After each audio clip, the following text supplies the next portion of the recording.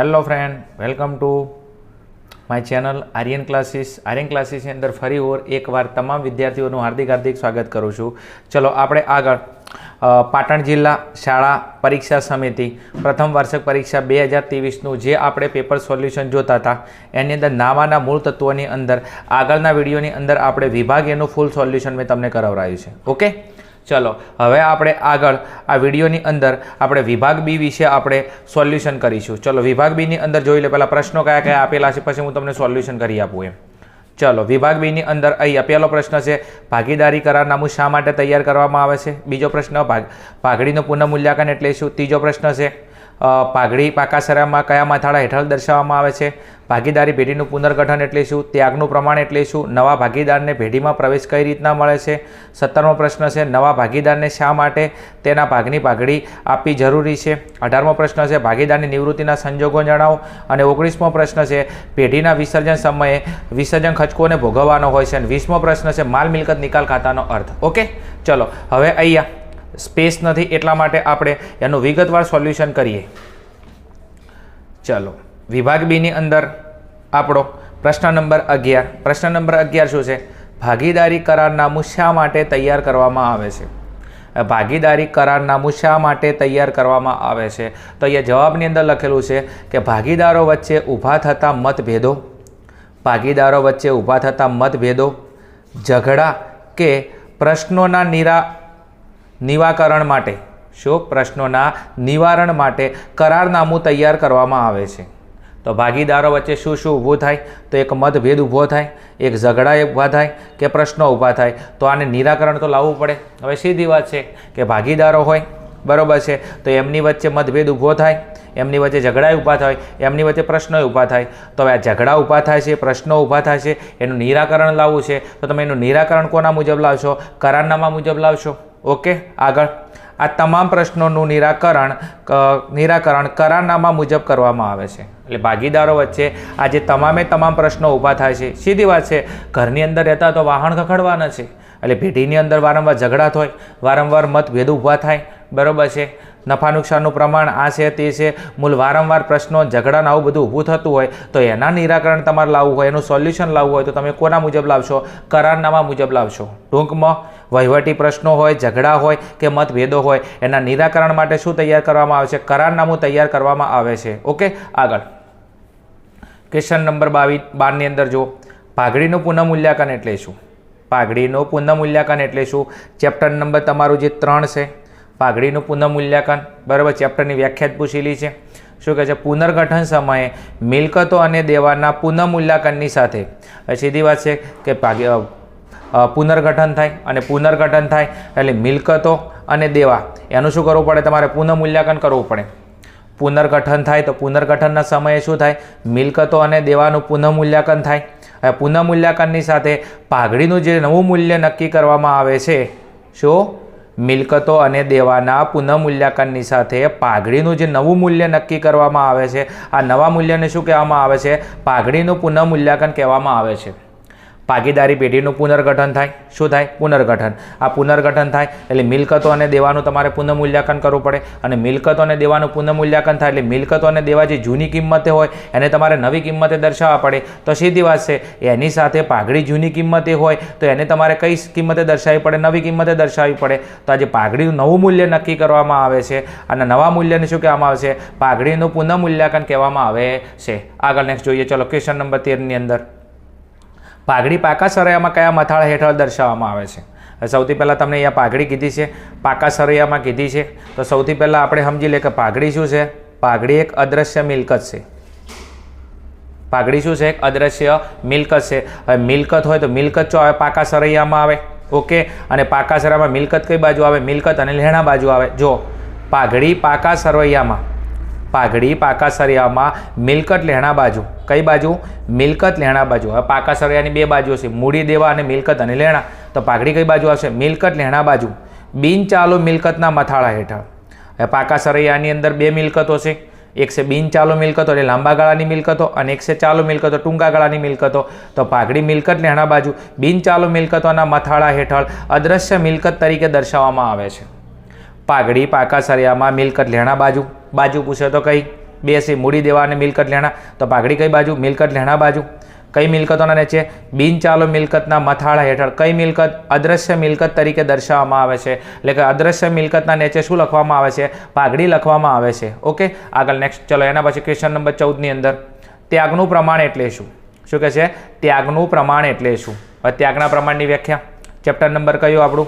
Chapter number 4 તમને આપેલું છે. ઓકે, કે 3 પુનર્ગઠનની અંદર ચેપ્ટર નંબર 3નો ક્વેશ્ચન છે. ચલો શું કહે છે ત્યાગના પ્રમાણમાં? ભાગીદારી પેઢીમાં ભાગીદારોના નફા નુકસાનના જૂના પ્રમાણમાંથી ભાગીદારી પેઢીના ભાગીદારોના નફા નુકસાનના જૂના પ્રમાણમાંથી નવું પ્રમાણ બાદ કરતા.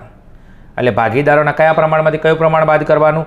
જૂના પ્રમાણમાંથી નવું પ્રમાણ બાદ કરતા નફાનો જે ઓછો ભાગ મળે છે, નફાનો કયો ભાગ મળે? ઓછો ભાગ મળે છે. આ ઓછા ભાગને શું કહેવામાં આવે છે? ત્યાગનું પ્રમાણ કહેવામાં આવે છે. ભાગીદારી પેઢીમાં ભાગીદારો હોય.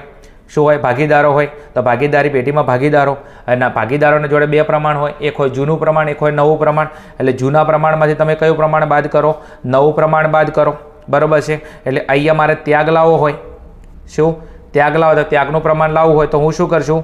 જૂનું પ્રમાણ માઇનસ શું કરશું? નવું પ્રમાણ. ઓકે, તો અહીંયા જૂના પ્રમાણમાંથી તમે જે નવું પ્રમાણ બાદ કરો છો અને જૂના પ્રમાણમાંથી નવું પ્રમાણ બાદ કરતાં નફાનો જે ઓછો ભાગ મળે છે તેને શું કહેવામાં આવે છે? ત્યાગનું પ્રમાણ કહેવામાં આવે છે. જો કદાચ આની જગ્યાએ લાભનું પ્રમાણ કીધું હોત તો અહીંયા શું લખો? ભાગીદારી પેઢીમાં ભાગીદારોના નફા નુકસાનના નવા પ્રમાણમાંથી નફા નુકસાનનું જૂનું પ્રમાણ બાદ કરતાં નફાનો જે વધુ ભાગ મળે છે તેને લાભનું પ્રમાણ કહેવામાં આવે છે. ત્યાગમાં જૂનામાંથી નવું બાદ કરવાનું, નફાનો ઓછો ભાગ મળે. લાભમાં નવામાંથી જૂનું બાદ કરવાનું, નફાનો વધુ ભાગ મળે. ઓકે, આગળ જાઉં છે. નેક્સ્ટ, ત્યાગના પ્રમાણનું સૂત્ર પૂછે તો ત્યાગનું પ્રમાણ બરાબર નફા નુકસાનનું જૂનું પ્રમાણ માઇનસ નફા નુકસાનનું નવું પ્રમાણ. ચલો આગળ 14 પછી પ્રશ્ન નંબર 15 ઉપર જઈએ આપણે. ચલો આપણે પ્રશ્ન નંબર 14 પછી આગળ જોઈએ પ્રશ્ન નંબર 15. ઓકે, શું છે પ્રશ્ન નંબર 15? ભાગીદારી પેઢીનું પુનર્ગઠન એટલે શું? શું કહે છે? ભાગીદારી પેઢીનું પુનર્ગઠન એટલે શું? ચેપ્ટર નંબર આપણું જે 4 છે. કયું? Chapter number 4. તો ચેપ્ટર નંબર 4નો પ્રશ્ન છે. પુનર્ગઠનની વ્યાખ્યા પૂછી છે. ચેપ્ટરનું નામ જ પૂછ્યું છે. શું કહે છે વ્યાખ્યાની અંદર? જુદા જુદા કારણોસર ભાગીદારી પેઢીમાં થતા ફેરફારોને જુદા જુદા કારણોસર ભાગીદારી પેઢીમાં થતા ફેરફારોને શું કહેવામાં આવે છે? ભાગીદારી પેઢીનું પુનર્ગઠન કહેવામાં આવે છે.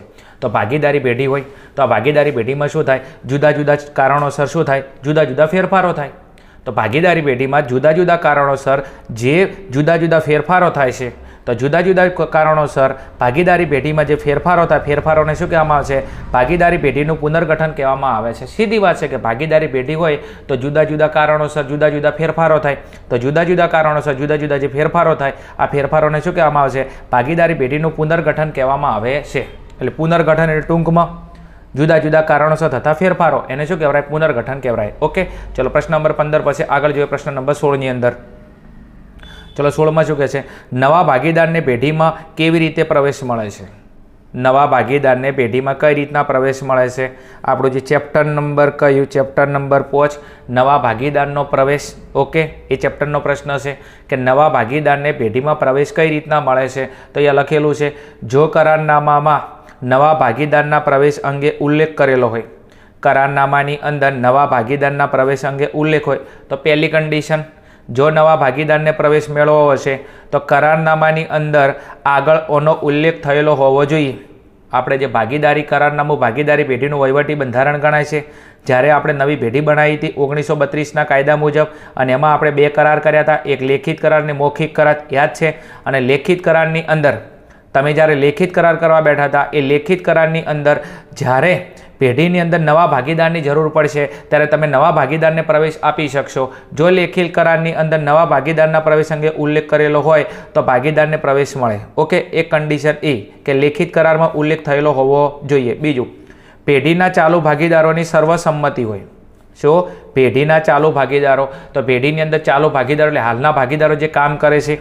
જો હાલના ભાગીદારો, દાખલા તરીકે હું એમ કહું કે A, B જે હાલના ભાગીદારો છે અને આપણે C ને પ્રવેશ આપવો છે તો C ને પ્રવેશ ક્યારે મળે? તો 2 1 લેખિત કરારની અંદર ઉલ્લેખ થયેલો હોવો જોઈએ. જો લેખિત કરારમાં ઉલ્લેખ થયેલો હોય, અને બીજું આ ચાલુ ભાગીદારો A અને B, આ A અને B આ સંમત હોય, આ બંને જણા સંમત હોય કે આપણે C ને પ્રવેશ આપવો છે, બરોબર છે, તો તમે નવા ભાગીદારને પ્રવેશ આપી શકશો. એક કન્ડિશન નંબર 1, સીને પ્રવેશ આપવો છે એટલે કે નવા ભાગીદારને પ્રવેશ આપવો છે તો લેખિત કરારમાં ઉલ્લેખ હોવો જોઈએ કે નવા ભાગીદારને પ્રવેશ આપવાનો છે. બીજું, ચાલુ ભાગીદારો શું હોવા જોઈએ? સર્વસંમત હોવા જોઈએ. તો બે કન્ડિશન એપ્લાય થતી હોય તો તમે નવા ભાગીદારને પ્રવેશ આપી શકો, ન કે નવા ભાગીદારને પ્રવેશ મળે નહીં. એક, લેખિત કરારમાં ઉલ્લેખ હોવો જોઈએ અને ચાલુ ભાગીદારો શું હોવા જોઈએ? સર્વસંમત હોવા જોઈએ. જો આ બે કન્ડિશનની એપ્લાય કરો તો તમે નવા ભાગીદારને પેઢીમાં પ્રવેશ મળે. આગળ નેક્સ્ટ ક્વેશ્ચન નંબર 17ની અંદર, નવા ભાગીદારે શા માટે તેના ભાગની પાઘડી આપવી જરૂરી છે? સીધી વાત છે કે નવો ભાગીદાર પેઢીમાં આવે છે તો નવો ભાગીદાર પેઢીમાં આવે છે તો એના ભાગની મિલકતો અને એના ભાગની પાઘડી એને ધંધાની અંદર લઈને આવવું પડશે. તો નવા ભાગીદારે શા માટે તેના ભાગની પાઘડી આપવી પડે? તો નવો ભાગીદાર પાઘડી પેટે પૈસા કેમ લાવે છે? આપણે ચેપ્ટર નંબર આપણે જોયું તો કયું? 5. તો 5ની અંદર નવો ભાગીદાર આવે તો નવો ભાગીદાર બે વસ્તુ લઈને આવતો હતો, એક એના ભાગની પાઘડી અને એક એના ભાગની મિલકતો. હવે પાઘડી શા માટે એને પેઢીમાં આપવી પડે? તો અહીંયા લખેલું છે, નવા ભાગીદારને ભવિષ્યના નફામાં ભાગ લેવાનો હક પેઢી આપે છે, તે બદલ પાઘડી પેટે તેણે રકમ આપવી જરૂરી છે. હવે સીધી વાત છે કે નવો ભાગીદાર પેઢીમાં આવે તો પેઢીના ભવિષ્યના નફામાં ભાગ કોણ આલે છે? પેઢી આલે છે. અને પેઢી ભાગ આલે છે એટલા માટે નવા ભાગીદારે પાઘડી આપવી પડે. એટલે આ પાઘડી આપે છે એના બદલામાં પેઢી અને ભવિષ્યના નફામાં શું આપે છે? ભાગ આલે છે. અને એટલા માટે એને પાઘડી પેટે રકમ કોને આપવી પડશે? પેઢીને આપવી પડશે. ઓકે, બે વસ્તુ છે. સીધી વાત, નવો ભાગીદાર પાઘડી આલે, પેઢી એના બદલામાં ભવિષ્યના નફામાં એને ભાગ આલે. ઓકે, એટલા માટે પેઢી અને ભવિષ્યના નફામાં ભાગ આલે એટલા માટે નવા ભાગીદારે પાઘડી પેટે શું કરવી પડશે? રકમ લાવવી પડશે. આગળ નેક્સ્ટ ક્વેશ્ચન નંબર 18ની અંદર, ભાગીદારની નિવૃત્તિના સંજોગો જણાવો. તો ભાગીદાર નિવૃત્ત કેટલી રીતે થઈ શકે છે? એટલે કે નિવૃત્તિના સંજોગો જણાવવાના છે. ચેપ્ટર નંબર આપણું 100, ભાગીદારની નિવૃત્તિ કે મૃત્યુ. ઓકે, એટલે ક્વેશ્ચન ચેપ્ટર નંબર 6નો ક્વેશ્ચન છે. ભાગીદારની નિવૃત્તિના સંજોગો એટલે કે ભાગીદાર પેઢીમાં કેટલી રીતે નિવૃત્ત થઈ શકે છે? તો ભાગીદારી પેઢીના નિવૃત્તિના બે સંજોગો છે. ભાગીદારની નિવૃત્તિના સંજોગો કેટલા? બે સંજોગો છે. MCQમાં પૂછાય કે સંજોગો કેટલા? તો બે. કયા કયા? તો ભારતીય ભાગીદારી ધારા અનુસાર, એટલે ભારતીય ભાગીદારી જે કાયદો છે, ભારતીય ભાગીદારી જે ધારો છે, આ ધારા અનુસાર ભાગીદાર નિવૃત્ત થઈ શકે છે. તો બે સંજોગો છે. એમાં પહેલો સંજોગ કયો છે? ભારતીય ભાગીદારી ધારા અનુસાર ભાગીદાર નિવૃત્ત થઈ શકે છે. અને બીજો, ભાગીદારના અંગત કારણોસર સ્વૈચ્છિક નિવૃત્તિ. ભાગીદારને કોઈ અંગત કારણોસર હોય એટલે એને કોઈ અંગત કારણ હોય અને અંગત કારણોસર એ સ્વૈચ્છિક રીતે પેઢીમાંથી નિવૃત્ત થઈ શકે છે. તો નિવૃત્તિના સંજોગો એટલે ભાગીદાર નિવૃત્ત બે રીતે થઈ શકે છે. એક, ભારતીય ભાગીદારી ધારા અનુસાર નિવૃત્ત થઈ શકે અને બીજું, ભાગીદારના અંગત કારણોસર એ પેઢીમાંથી સ્વૈચ્છિક નિવૃત્તિ પણ લઈ શકે છે. આગળ નેક્સ્ટ ક્વેશ્ચન નંબર 19ની અંદર, પેઢીના વિસર્જન સમયે વિસર્જન ખર્ચ કોને ભોગવવાનો હોય છે? તમને ખબર છે કે પેઢીનું વિસર્જન થાય તો વિસર્જન વખતે મિલકતોની ઉપજમાંથી સૌ પ્રથમ પહેલો ખર્ચ કયો ચૂકવવો પડે? પેઢીનો વિસર્જન ખર્ચ ચૂકવવો પડે. આપણે MCQ આગળ આવી ગયો, બરાબર છે કે મિલકતોની ઉપજમાંથી સૌ પ્રથમ કયો ખર્ચ ચૂકવવો પડે? તો સૌ પ્રથમ કયો ખર્ચ? વિસર્જન ખર્ચ ચૂકવવો પડે. અને આ વિસર્જન ખર્ચ ચૂકવવાની જવાબદારી કોની છે? પેઢીની છે. તો વિસર્જન ખર્ચ કોને ચૂકવવો પડે? પેઢીએ ચૂકવવો પડે. કારણ કે વિસર્જન કોનું થઈ રહ્યું છે? પેઢીનું વિસર્જન થઈ રહ્યું છે. તો આ વિસર્જન ખર્ચ ચૂકવવાની જવાબદારી કોની હોય? પેઢીની હોય. તો વિસર્જન ખર્ચ કોને ભોગવવો પડે? પેઢીએ ભોગવવો પડે. અને સૌ પ્રથમ મિલકતોની ઉપજમાંથી કયો ખર્ચ ચૂકવરાય? તો વિસર્જન ખર્ચ ચૂકવરાય. અને આ ચૂકવવાની જવાબદારી કોની છે? પેઢીની છે. ઓકે, આગળ નેક્સ્ટ ક્વેશ્ચન નંબર 20ની અંદર, માલ મિલકત નિકાલ ખાતાનો અર્થ. હવે માલ મિલકત નિકાલ ખાતું સૌથી પહેલાં કયા ચેપ્ટરનો પ્રશ્ન છે? તો આપણું જે ચેપ્ટર નંબર 7 છે, કયું ચેપ્ટર નંબર 7? કયું? ભાગીદારી પેઢીનું વિસર્જન. તો ભાગીદારી પેઢીના વિસર્જન વખતે તમને ખબર છે કે માલ મિલકત નિકાલ ખાતું તૈયાર કરવામાં આવે છે. તો હવે એમ કહે કે માલ મિલકત નિકાલ ખાતાનો અર્થ સમજાવો. ઓકે, ચેપ્ટર નંબર 7નો પ્રશ્ન છે. ચલો, શું કહે છે? ભાગીદારી પેઢીના વિસર્જન સમયે મિલકતો અને દેવાના નિકાલની હિસાબી અસરો આપવા માટે ભાગીદારી પેઢીનું શું થાય? વિસર્જન. હવે વિસર્જન થાય તો તમને ખબર સીધી વાત કે મિલકતો વેચવી પડે ને દેવા આપણે ચૂકવવા પડે. ભાગીદારી પેઢીનું શું થઈ રહ્યું? વિસર્જન થઈ રહ્યું છે. તો વિસર્જન થાય એટલે આપણે મિલકતો વેચવી પડે ને દેવા આપણે ચૂકવવા પડે. એટલે કે મિલકતો અને દેવાના નિકાલની હિસાબી અસરો આલવી પડે. હવે તમે મિલકતો વેચો અને દેવા ચૂકવો તો એની હિસાબોમાં શું આલવી પડે? અસર આલવી પડે. અને આ અસરો આપવા માટે પેઢીના ચોપડે જે ખાતું ખોલવામાં આવે છે એ ખાતાને શું કહેવામાં આવે છે? માલ મિલકત નિકાલ ખાતું કહેવામાં આવે છે. ભાગીદારી પેઢીનું વિસર્જન થઈ રહ્યું છે તો વિસર્જન વખતે તમને ખબર છે કે મિલકતો હોય એ મિલકતો આપણે વેચવી પડે કારણ કે આપણે પેઢી બંધ કરવા જઈ રહ્યા છે. પેઢી કાયમ માટે બંધ થઈ રહી છે, પેઢીનું અસ્તિત્વ ખતમ થવા જઈ રહ્યું છે. તો હવે આપણે શું કરશે? તો હવે સૌ પ્રથમ શું કરશે? મિલકતો વેચશે અને દેવા ચૂકવશે. તો આ મિલકતો અને દેવા આપણે મિલકતો વેચશે અને દેવા ચૂકવશે તો આપણે એનો નિકાલ કરશે અને એની હિસાબોમાં શું હાલ છે? અસર. અને આ હિસાબોમાં અસર હાલવા માટે પેઢીના ચોપડે જે ખાતું ખોલવામાં આવે છે એ ખાતાને શું કહેવામાં આવે છે? માલ મિલકત નિકાલ ખાતું કહેવામાં આવે છે. ઓકે. બીજું એનું બીજું નામ પૂછે કે માલ મિલકત નિકાલ ખાતાનું બીજું નામ શું છે? તો એનું બીજું નામ છે સંપાદન ખાતું. કયું ખાતું? સંપાદન ખાતું. અને આ કયા પ્રકારનું ખાતું છે? તો આ ઉપજ અને ખર્ચ પ્રકારનું ખાતું છે. કયું છે? ઉપજ અને ખર્ચ પ્રકારનું ખાતું છે. આઈએમપી પ્રશ્નો છે એટલા માટે લખ્યા છે. વિભાગ બીમાં પૂછાઈ શકે છે કે માલ મિલકત નિકાલ ખાતાને બીજા કયા નામે ઓળખવામાં આવે છે? તો સંપાદન ખાતા તરીકે. માલ મિલકત નિકાલ ખાતું કોના જેવું છે?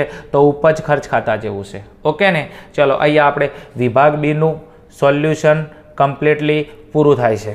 ચલો એના પછી નેક્સ્ટ હવે આપણે આગળના વિભાગ સીની અંદર જઈશું. બીજું થિયરી છે. હું સમજી શકું છું તમારી લાગણીઓને કે થિયરી છે તમને થોડી તકલીફ પડતી છે, પણ તૈયાર કર્યા વગર છૂટકો નથી. ઓકે. થોડી મહેનત કરવી પડશે, થોડી પ્રેક્ટિસ કરવી પડશે, થોડી લખીને થિયરી તૈયાર કરવી પડશે, કન્સેપ્ટને થોડો સમજવો પડશે. કારણ કે એમને એમ તમારા મગજની અંદર નહીં જાય. જો એક તો નથી આવડતું, વત્તા હાથ ઉપર હાથ રાખીને બેસી રહેશો તો કશું નહીં થાય. તમારા અંદર ઘણી બધી ગુપ્ત શક્તિઓ છે, એને બહાર લાવવાની ખરેખર જરૂર છે. જો તમે તમારી શક્તિઓ સહી જગ્યાએ ઇસ્તેમાલ કરશો તો 100% તમને એકાઉન્ટ આવડશે. એવું દાવા અને ગેરંટી સાથે હું કહું છું એમ. ચલો હવે આગળ વધારે વાત નથી કરવી. વિડીયો સારો લાગ્યો હોય તો કોમેન્ટની અંદર કહેજો. બીજું તમને એકાઉન્ટની અંદર કોઈ ચેપ્ટરમાં તકલીફ બીજી હોય તો કહેજો. ટાઈમ મળશે તો આપણે એનું સોલ્યુશન લઈશું એમ. ઓકે. ચલો આગળ વિભાગ સી ઉપર જઈએ.